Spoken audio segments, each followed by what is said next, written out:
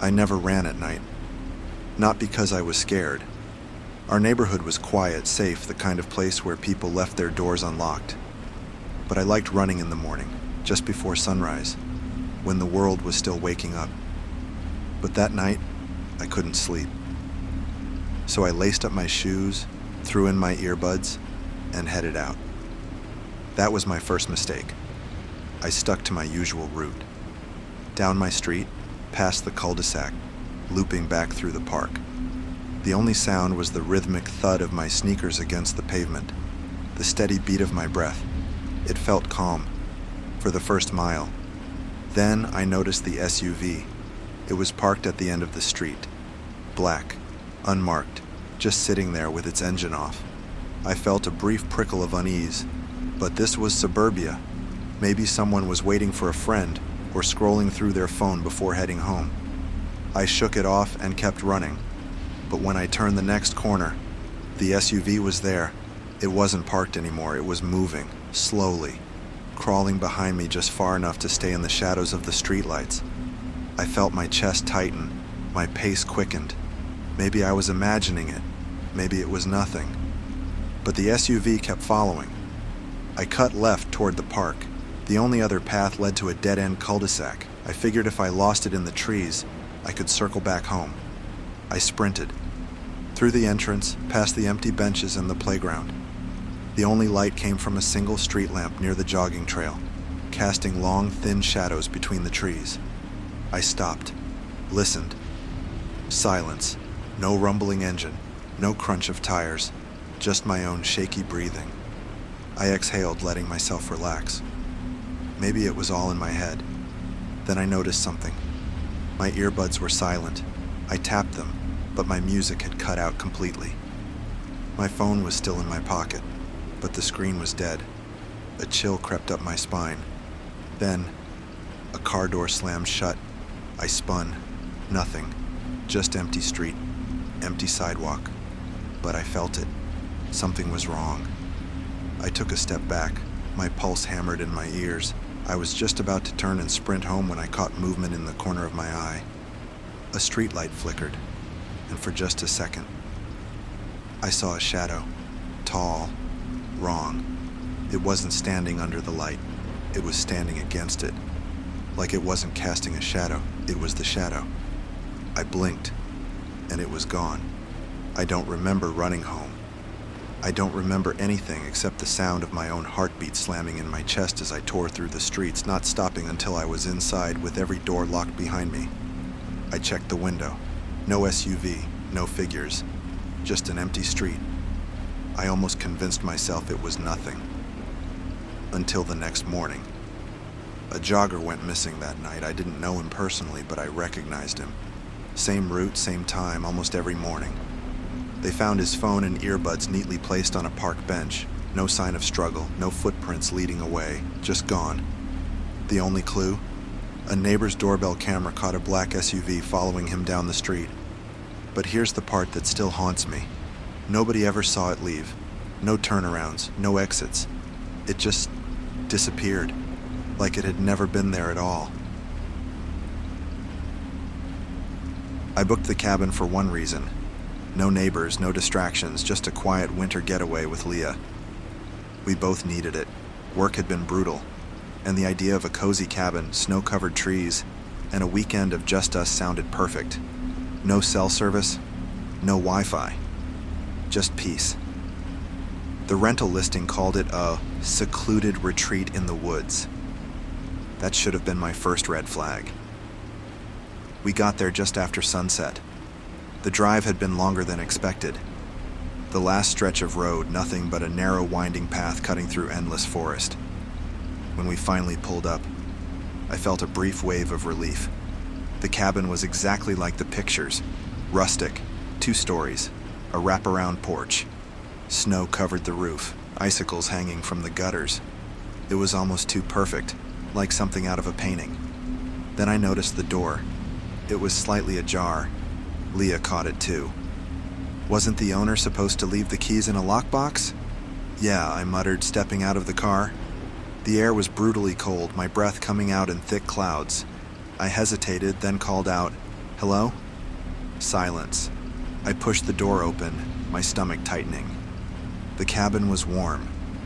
The fireplace was still smoldering, a faint orange glow flickering inside. And the table? It was set for two. Plates of half-eaten food sat untouched. A cup of tea, now frozen solid, sat beside one of the plates. Leah stepped in behind me, hugging herself. Okay, this is freaking me out. She wasn't wrong. There were coats hanging by the door, boots lined up on the rug, a suitcase sitting half-zipped by the couch. It looked like someone had been living here, and then suddenly they weren't. I felt Leah grip my arm. We should go. I nodded. Yeah. We turned, and the front door slammed shut. The sound rattled the windows. Leah let out a startled yelp, backing up toward the table. I spun around. Hello? Is someone here? No answer, just the fire crackling. And then, a thump. From beneath us. The floorboards vibrated, like something heavy had just shifted in the basement. I exchanged a look with Leah. Her face had gone pale. We're leaving. She grabbed my arm, already pulling me toward the door. Now. I reached for the handle, locked. I rattled it hard. It wouldn't budge. Then, another thump. Closer. I turned to Leah, forcing my voice to stay calm. Is there a back door? She shook her head. I don't know. I was about to suggest breaking a window when I noticed something. A faint glow coming from beneath the rug. A crack between the floorboards. Light. Coming from the basement. I don't know what possessed me to do it, but I reached down and yanked the rug aside. A trap door, slightly open. And the light? It wasn't from a single bulb. It was multiple screens. Leah whispered, "Is someone down there?" I didn't answer. I pulled the trapdoor open the rest of the way. A set of wooden stairs led down, dimly illuminated by a flickering glow. I stepped down, slow. Leah followed hesitantly. At the bottom we found the monitors, at least a dozen of them, arranged in rows on a desk covered in dust. Some were old CRT screens, others modern flat screens. They all displayed live feeds, every angle of the cabin, the living room, the front door, the hallway. And then I saw it. One of the monitors was displaying a live feed of us, standing in the basement, from behind. Leah let out a sharp breath, whipping around. Nobody. We both stared at the screen, hearts hammering. Then the image flickered, and in the dark corner of the frame, a figure appeared, standing at the top of the basement stairs. The feed cut to static, and the lights went out. I grabbed Leah's hand and ran. I don't know how we got out. I don't remember breaking a window. Don't remember sprinting through knee-deep snow back to the car. But we got out. We called the police once we reached town. By the time they got there, the cabin was empty. The monitors, the table settings, everything was gone. Just an abandoned shack in the woods. No sign of the previous renters. No sign of the surveillance setup. No sign of the person who had been watching us. But sometimes, when I wake up in the middle of the night, my phone screen flickers. And I swear, for just a second, I see a grainy black and white feed of me sleeping in my own bed. The worst part about working the night shift at a gas station isn't the boredom. It's the people. The weirdos. The drunks. The ones who linger too long, staring at the candy aisle like they're waiting for something to happen. And then there are the ones who don't come inside at all. That's what happened last winter. I had just started my shift at 11 p.m. It was snowing, the kind of heavy, wet snow that makes the roads slick and buries cars in minutes. Not many customers, just a couple of truckers, a guy buying cigarettes, and some teenagers who tried to steal beer but ran when I threatened to call the cops. Then, around 1 a.m., I saw him. A man in a heavy coat, standing outside in the cold. At first, I thought maybe he was waiting for a ride, but after 10 minutes, he was still there, just pacing, never coming inside. I tried not to stare, but every time I glanced at the security monitor, he was still there. his breath curling in the air, his boots crunching in the snow as he moved back and forth along the edge of the parking lot. Something about him put me on edge. I told myself he was probably harmless, maybe homeless, maybe his car broke down. I'd seen worse. Then he stopped pacing and turned to face the store. I froze. The cameras weren't great, just grainy black and white footage, but I could still make out his face, or at least what should have been his face. His hood was pulled low, too low. The kind of way someone wears a hoodie when they don't want you to see them. He was staring right at the doors, and he didn't move. My stomach clenched. I tried to ignore it, but after a few minutes I couldn't take it anymore. I grabbed my phone, walked over to the counter and pressed the intercom. "Hey man, you good?" Silence. He didn't move, didn't even flinch. I let go of the button. My breath was shaky now. Then, he took a step forward. I flinched. My hands tightened around my phone. He took another step, then another. Then he stopped, right at the edge of the overhang, just outside the store's automatic doors. He was close enough to trigger them, but they didn't open. That's when I realized he wasn't showing up on the motion sensor. I stared at the doors. The little red light above them flickered like they were trying to detect something, but they never opened. The man just stood there. I felt something cold crawl up my spine.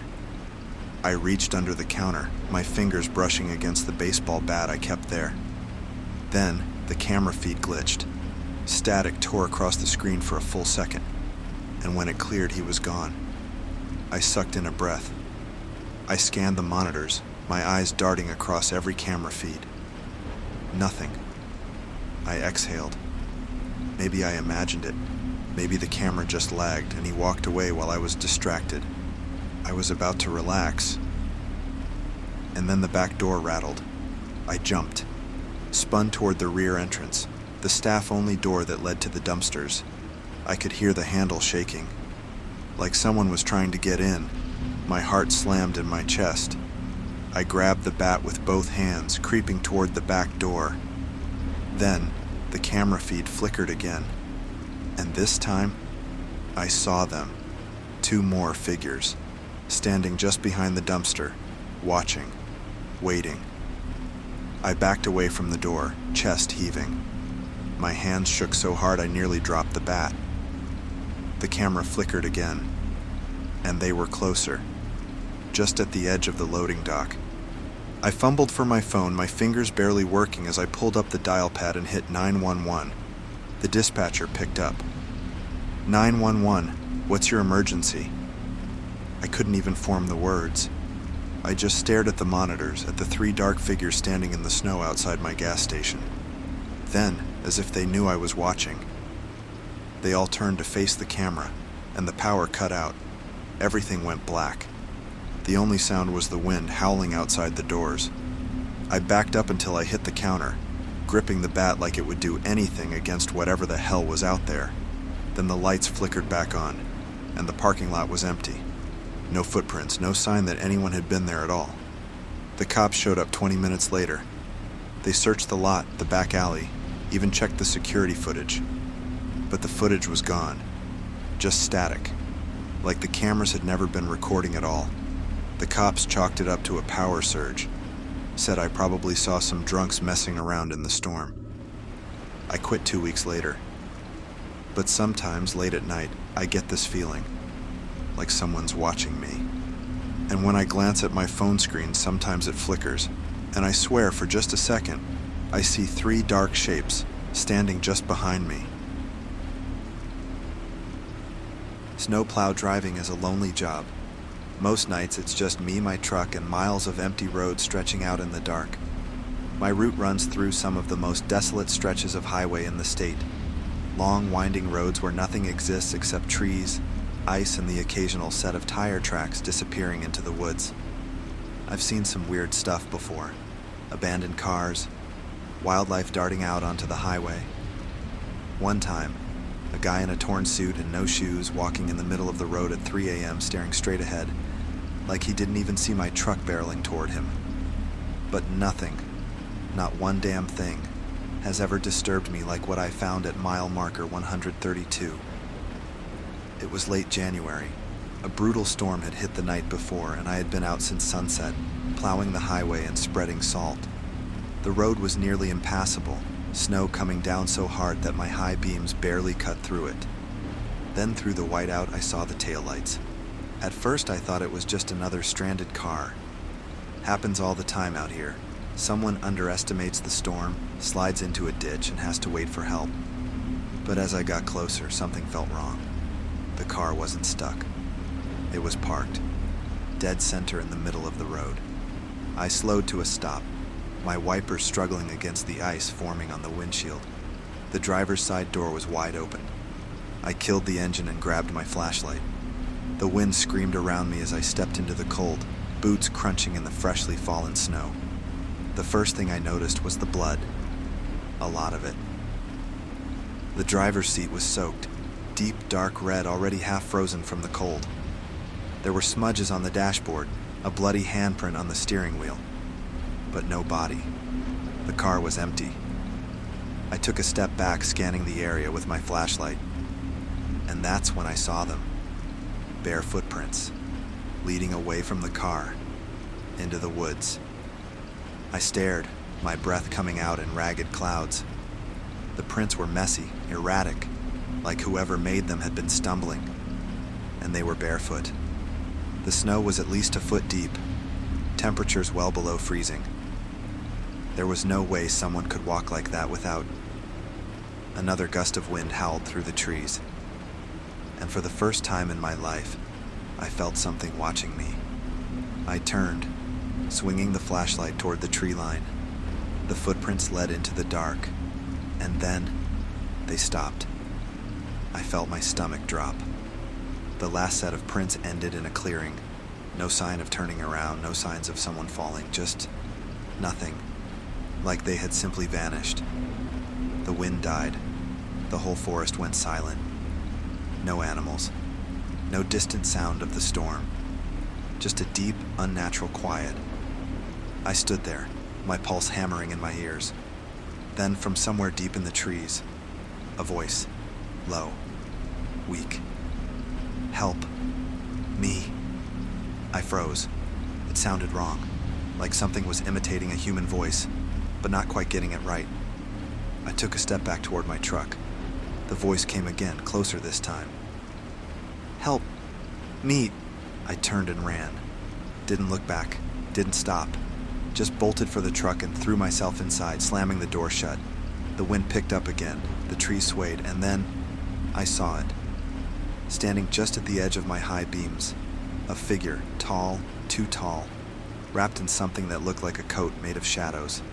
Its head was tilted, watching me. No face, just darkness. The instant I saw it, the truck died. The engine cut out, the radio flicked to static. Even the headlights dimmed, flickering like a dying candle. And I swear to God. It took a step forward. I fumbled for my keys, hands shaking so bad I nearly dropped them. Another step. I jammed the keys into the ignition, twisting hard. Nothing. The figure tilted its head further. And then, a car horn blared behind me. I jumped, whipping around. Headlights.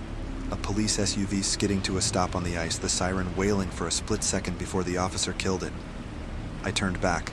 The thing was gone. Just the empty woods. The cop ran up to my window, motioning for me to roll it down. I did, barely able to breathe. "Jesus, you okay?" he asked. I couldn't answer. He looked past me at the abandoned car. Then his expression changed, like he had just seen something that made his blood run cold. I followed his gaze, and for the first time I noticed the mile marker. 132. The cop let out a long breath. "Not again," he muttered. I stared at him. "What do you mean, not again?" He didn't answer right away, just pulled his radio off his shoulder and muttered something about backup. Then he turned to me, face pale. "You didn't go into the woods, did you?" I shook my head. He nodded. "Good." Then softer, "Don't tell anyone about this." I should have pressed him, should have asked what he meant, but I didn't. Because as he walked toward the abandoned car, I glanced into my rearview mirror, and for just a second, I saw something tall and dark standing at the tree line, watching, waiting. I blinked, and it was gone. I don't plow that road anymore, and I don't drive past mile marker 132 after dark, because I don't know what I saw that night. But I do know this. Something came out of those woods, and it's still out there. We weren't supposed to be that deep in the forest. We had planned a simple weekend hike, just me, my brother Kyle, and our friend Evan. A 2-hour trail, nothing crazy. But Kyle, being Kyle, decided to take an unmarked path he found on Google Earth, said it would be a shortcut back to the car. That was our first mistake. The trail started off fine, but as we kept walking, the woods got denser. The trees grew taller, their gnarled branches reaching over us like bony fingers. And the further we went, the quieter it got. No birds, no wind, nothing. I was about to tell Kyle we should turn around when Evan stopped walking. "Guys," his voice was tight, "what the hell is that?" I followed his gaze. A van, rusted old, half buried in the brush. It was just sitting there in the middle of the woods, miles from any road. The windows were caked with dirt. Vines crept up the sides like nature had been trying to swallow it whole. Kyle let out a low whistle. "What the hell is a van doing all the way out here?" I swallowed. "Maybe it broke down." Evan shook his head. "There's no road. How would it even get here?" We stood there for a long time, staring at it. The longer I looked, the worse I felt. Something about it felt wrong. Kyle, of course, decided to get closer. I grabbed his arm. "Dude, let's just go." "Come on," he grinned. "What if there's something cool inside?" That was his mistake. I watched as he stepped forward, brushing away the vines. He wiped a patch of grime off the driver's side window, then went dead silent. Evan and I glanced at each other, then hurried over. Kyle was frozen, staring through the window, his face pale. I stepped beside him, peering inside, and my stomach dropped. Inside the van were 3 sleeping bags, scattered supplies, a pack of cigarettes left half-smoked on the dash, and on the floor, a Polaroid. I reached for the door handle, and to my surprise, it opened. The metal groaned, stiff from years of rust. The air that rushed out was stale, thick with the smell of damp fabric and old plastic. I hesitated, then leaned in and grabbed the photo. Evan stood behind me. "What is it?" I turned it over. It was a woman, maybe mid-20s, dark hair pulled into a messy ponytail, and she was terrified, eyes wide, mouth open in a scream. Across the bottom, scrawled in shaky black ink, were 2 words: "Help me." I felt a cold sweat break over my skin. Kyle shifted beside me. "Dude, this isn't right." I nodded. "Let's go." We turned, but Evan wasn't with us anymore. He was standing at the back of the van, staring at something. I called out, "Evan?" No response. Kyle and I moved toward him. His body was stiff, his head tilted just slightly like he was listening to something we couldn't hear. Then he pointed at the trees, and I saw them. More Polaroids, pinned to the tree trunks with rusted nails, dozens of them, fading, water damaged, all of them showing different people, all of them with the same expression of sheer terror, and every single one had 2 words written on the bottom: "Help me." The air around us felt heavy, like we weren't alone. Evan took a slow step back. "Guys, I don't think we should be here." Kyle grabbed my sleeve. "We need to go, now." We turned back toward the path and stopped. The woods had changed. The trail we had walked in on was gone. Just trees, thick, unmoving. Evan cursed under his breath. "This isn't happening." We spun in circles, looking for any sign of the way we came, but it was just forest in every direction. I grabbed my phone. No signal. Kyle pulled out his compass. He stared at it, shaking his head. "It's not working." I felt a cold prickle at the back of my neck, like something was watching us. Then, a twig snapped, somewhere deeper in the trees. We all whipped around. The sound of shuffling footsteps drifted through the brush, slow and deliberate. Not an animal, something else. I forced myself to speak. Hello? Silence. Then, a voice. A woman's voice. Faint, trembling, coming from the darkness just beyond the trees. Help me. I felt my whole body lock up. Kyle grabbed my arm. Do not. Too late. Evan had already stepped toward the sound, and the second he did, the forest exploded. Branches snapped. A gust of freezing wind tore through the clearing.